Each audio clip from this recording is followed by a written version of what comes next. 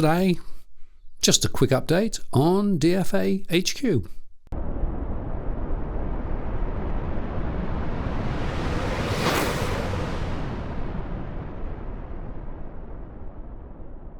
Hello again, it's Martin North from Digital Finance Analytics.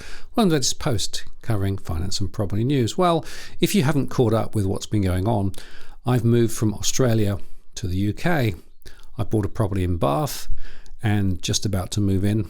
We've got the broadband connected, and I made a show yesterday just walking around the empty property. Furniture's arriving early next week, and then we'll be back in business. Of course, the main studio will still need to come from Australia. It's in a container somewhere. I'm tracking it. It's working very slowly around the coast of Australia, but it will be here towards the end of May.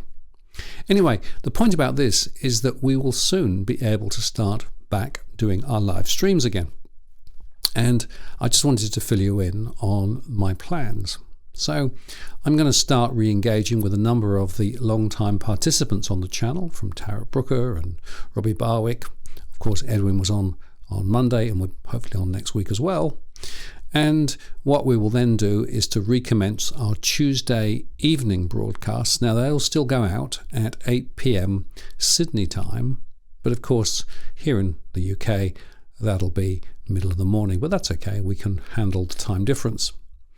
And my plans are to continue to make these recorded shows, plus move up and do more live streaming now that I have the basic equipment in place to do it.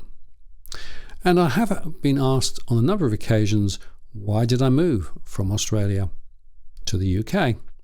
And for those who haven't caught up on that, well, there was a bunch of reasons, but the main one was that my wife died a couple of years ago.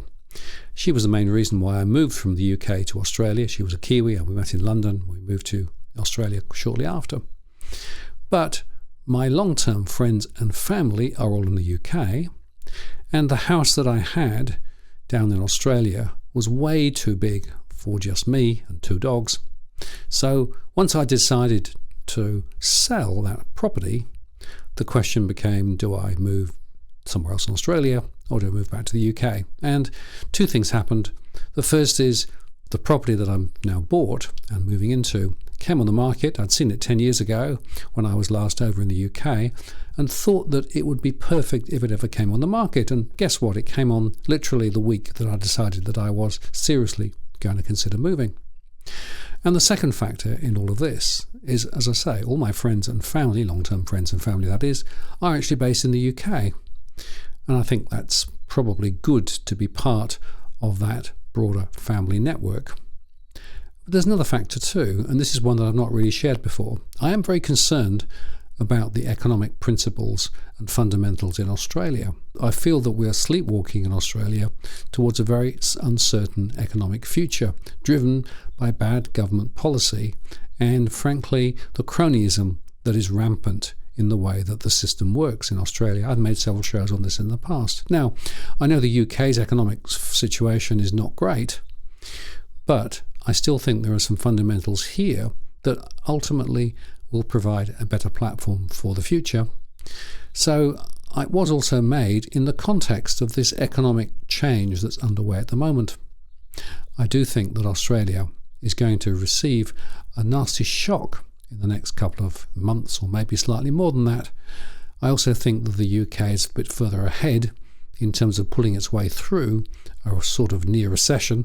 We had 0% growth this last time around.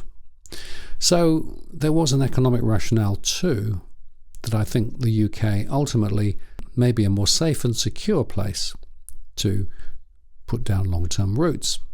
And there's another factor too, which I must confess, I found that the very humid summers in Australia the last couple of years were absolutely killing me. So it's rather nice to come back to a cooler, less humid climate. Sure, it can be cool. We've had hail, we've had sun, we've had rain, we've had thunder all this week. But actually I like the cooler weather because you can always rug up afterwards. So for all those reasons, we've actually decided to make this long-term strategic move. I've made other shows about this, but I just wanted to give people a summary and to warn you that you can expect live streaming to recommence over the next 1 to 2 weeks. and that we'll be back to a more normal production run. And by the way, just to make sure you all understand, I'm still continuing to focus in on the Australian economy and also my surveys, which continue to run in Australia, but we're also now extending those surveys to the UK. And down the track, I hope to be able to make some comparisons between what's going on in Australia and what's going on in the UK using the same survey methodology, which I think will add some additional richness to what we're doing. So, quick word of thanks to everybody who's sent me wishes for this new move and this new setup. And we'll be back making more content ahead. So keep watching, do subscribe, and share this post with anyone who you think might be interested. This is Martin North from Digital Finance Analytics. Many thanks for watching, and I'll see you again next time.